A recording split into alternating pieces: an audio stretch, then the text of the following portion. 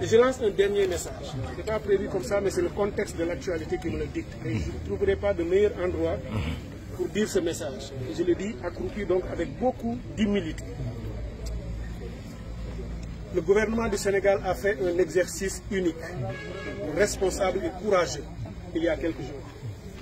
Le gouvernement est sorti pour dire que les comptes publics du Sénégal ont été falsifiés. Ce sont des comptes erronés. Nos bilans financiers et économiques ne correspondent pas à la réalité. Il y a eu de la tricherie sur les chiffres et l'état de notre nation et l'état économique et financier de notre nation. C'est un exercice difficile pour un gouvernement, un choix extrêmement difficile parce que périlleux. Le choix de la facilité aurait été de dire on ferme les yeux, on bouche les oreilles, on n'a rien vu ni entendu, on ne se crée pas de difficultés, on dit que le Sénégal a 3% de déficit, le taux de croissance est énorme, la dette ne dépasse pas 70%, tout le monde est content. Ça nous aurait attiré moins de problèmes. Mais ça aurait été du mensonge. Et cautionner un mensonge. Des évaluations ont été faites, on a découvert qu'il y a eu de la tricherie sur les comptes publics. Le gouvernement a dit, je préfère dire la vérité à mon peuple. Je ne mens pas. Je leur dis ce qu'il y a pour qu'ils comprennent que c'est difficile. Ça sera difficile. Mais on s'en sortira parce qu'on commencera par la vérité. Et la vérité vous rend libre. Et c'est ça l'exercice qui a été fait. Pourquoi il fallait le faire? Il fallait le faire parce que maquiller des comptes publics, c'est condamner un pays à la faillite. Est-ce que ça va se faire dans 2 ans, ou dans 5 ans, ou dans 10 ans? Mais ce sera irrémédiable. La faillite arrivera. Je vous donne un exemple. Ceux qui ont moins jeunes l'ont vécu.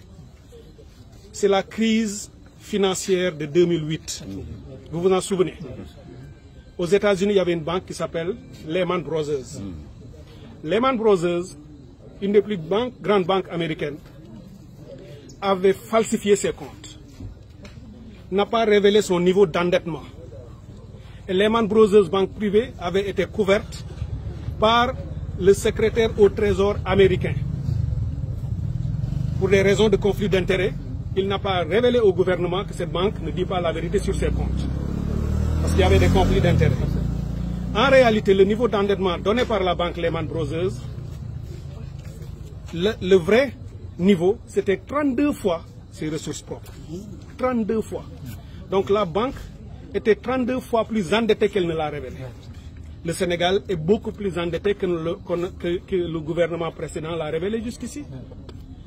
Qu'est-ce qui est arrivé avec Lehman Brothers? Du jour au lendemain, on fait des audits. Les audits révèlent que cette banque-là devrait être en faillite depuis longtemps. Aucune autre banque n'a voulu n'a voulu reprendre Lehman Brothers. La justice américaine a déclaré la faillite. Ça a fait un effet boule de neige sur le monde entier. Tous les pays sont tombés en crise. Les entreprises sont tombées en faillite, ici au Sénégal y compris.